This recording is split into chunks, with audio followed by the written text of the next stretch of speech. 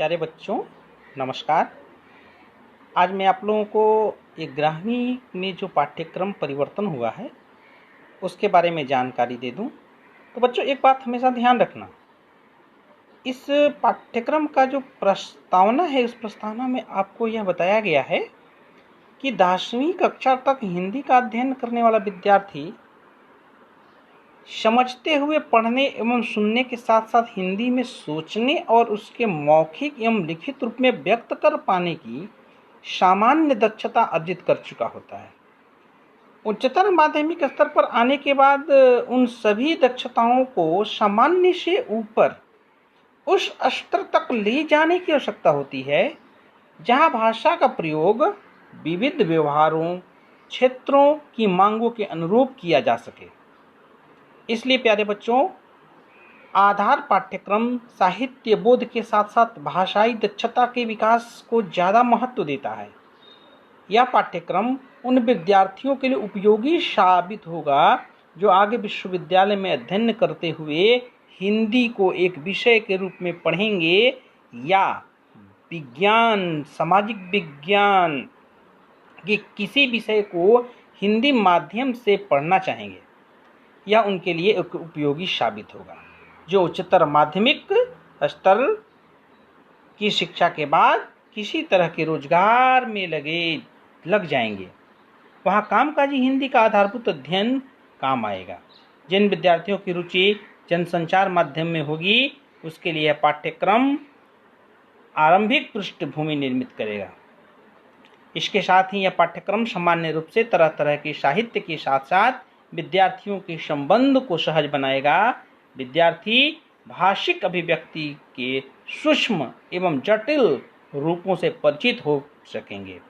वे यथार्थ को अपने विचारों में व्यवस्थित करने के साधन के तौर पर भाषा का अधिक सार्थक उपयोग कर पाएंगे और उनमें जीवन के प्रति मानवीय संवेदना एवं सम्यक दृष्टि का विकास होगा। बच्चों, तो इस तरह से संप्रेषण के माध्यम से विविध विधाओं के माध्यम से आपको 11वीं में हिंदी की पढ़ाई करनी है। प्यारे बच्चों, ये भी हम मानते हैं कि आप कक्षा 6ठी से 10वीं तक हिंदी व्याकरण की पूर्ण जानकारी प्राप्त कर लिए हैं और मैं आपको व्याकरण में प्रवीण मानता हूँ। इसलिए अब आपको संप्रेषण के माध्यम से जो उद्देश्य यहाँ पर दिया गया है आप इसे अच्छी तरह से देखेंगे कि संप्रेषण के माध्यम से भी आपको भाषा के विकास के बारे में जानकारी दी जाएगी। मौखिक एवं लिखित प्रस्तुति की क्षमता में आपका विकास हो, इस पर भी चर्चा की जाएगी। और ये शिक्षण युक्तियाँ जो है इसे भी आप अच्छी तरह से एक बार देख लीजिएगा। मैं बहुत ज़्यादा समय आपका नहीं लूँगा, आप इसे अच्छी तरह से कुछ देर के लिए देखेंगे और देखने के बाद जब आप इसे पढ़ेंगे तो आपको समझ में आएगा कि भाषा की जो शैक्षणिक विकास है किस तरह से हम लोग इसमें ग्रहण करेंगे। अब देखिए, मूल्यांकन जो होगा आपको 11वीं में, उस पर आप विशेष ध्यान दीजिएगा। देखिए, श्रवण और वाचन की परीक्षा हेतु दिशा निर्देश यहाँ पर दिया गया है। सुनने का 5 सुनना, यानी किस तरह से आप अच्छी तरह से बोल रहे हैं। श्रवण यानी सुनना, वाचन यानी बोलना, ये 5-5 अंक का इसमें आपका रखा गया है और 5 अंकों की आपकी परीक्षा इसमें होगी। वाचन कौशल्य में क्या क्या आपका होगा देख लीजिए। इसमें परीक्षक किसी प्रासंगिक विषय पर एक अनुच्छेद का स्पष्ट वाचन करेगा। इसे आप अच्छी तरह से एक बार देख लीजिएगा। साथ ही आपको देखिएगा इस वाचन प्रक्रिया में और श्रवण प्रक्रिया में जो विद्यार्थियों की समझ और कौशल विकसित करने की बातें होती हैं, हमारे सभी शिक्षक वृंद इसी को ध्यान में रख करके आपका मूल्यांकन करेंगे।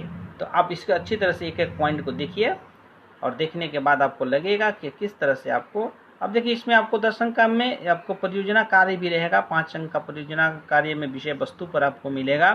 भाषा की प्रस्तुति और शोध और मौलिकता पर भी आपको अंक प्राप्त होंगे। इसके अलावा बच्चों, मैं आपको सीधे चलूँ आपके जो 11वीं में जो पाठ्यक्रम है उसमें देखिए, पाठ्यक्रम में जो आप देखेंगे तो मूलतः अपठित गद्यांश जो होगा 10 अंक का आएगा। अपठित काव्यांश जो होगा वो 5 अंक का रहेगा। नया चीज़ जो आपको देखने को मिलेगा वह जनसंचार यानी हिंदी में रचनात्मक लेखन।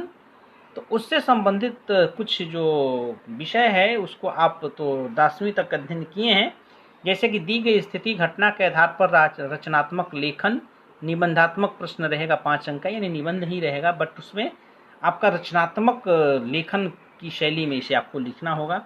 पत्र आपको औपचारिक अनौपचारिक दोनों में से कोई एक रहेगा जो निबंधात्मक शैली में होगा, या भी आपको 5 अंक का रहेगा। व्यवहारिक लेखन में आपको 2-3 चीज़ें सीखनी है यहाँ पर, जिसमें प्रतिवेदन, प्रेस विज्ञप्ति, परिपत्र, कार्यसूची या कार्यवृत्त से संबंधित यह आपको सीखना है यहाँ पर। इसमें जो 1, 3 और 1, 2 अंक का प्रश्न होगा, यानी कुल 5 अंक के प्रश्न होंगे, जिसमें 2 प्रश्न रहेंगे।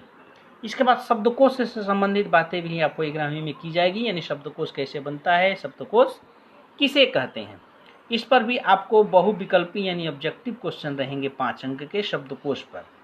इसके बाद जो मुख्य जो आप रोजगार के साधन में हिंदी की बातें करेंगे, तो उसमें बच्चों आपको जनसंचार माध्यम और पत्रकारिता के विविध आयामों से संबंधित 2 लघु उत्तरात्मक प्रश्न 1, 3 या 1, 2 अंक के होंगे, जिसमें विकल्प भी रहेगा। ये सब 5 अंक के होंगे। इसके बाद जो पाठ्य पुस्तक है बच्चों, आपको आरोह भाग 1 पाठ्य पुस्तक से 30 अंक पूछे जाएंगे। काव्य खंड से 15 अंक रहेंगे।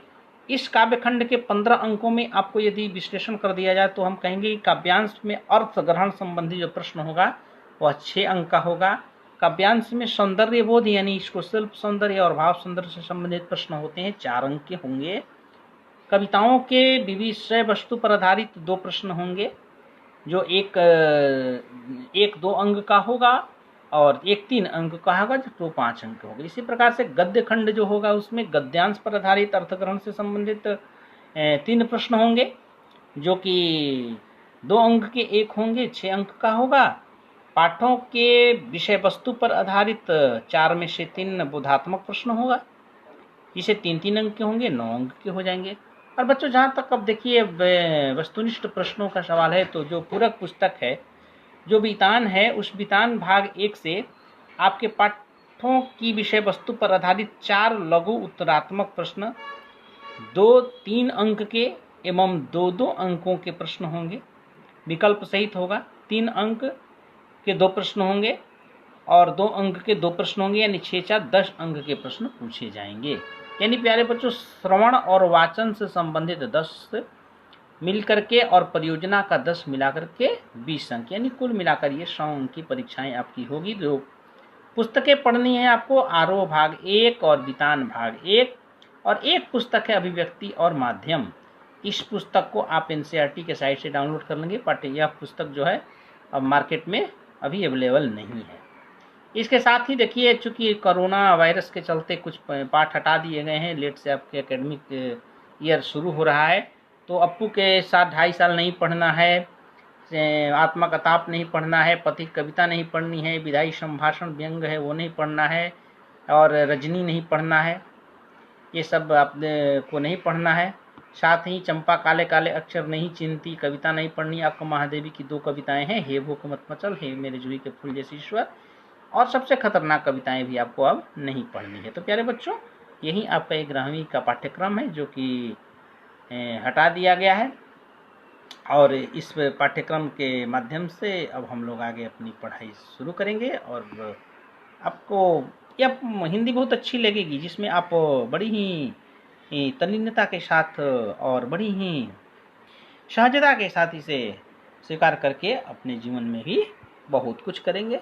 तो चलिए, ये पाठ्यक्रम से संबंधित कुछ जानकारी हुई। किसी प्रकार का कोई प्रश्न होगा तो आप जरूर हमें कमेंट बॉक्स में लिखिए, या मुझसे आप संपर्क कर सकते हैं। और आपको और पाठ्यक्रम से संबंधित विशेष कुछ जानकारी लेनी हो तो आप जरूर इस चैनल के माध्यम से आप मेरे को बताएंगे।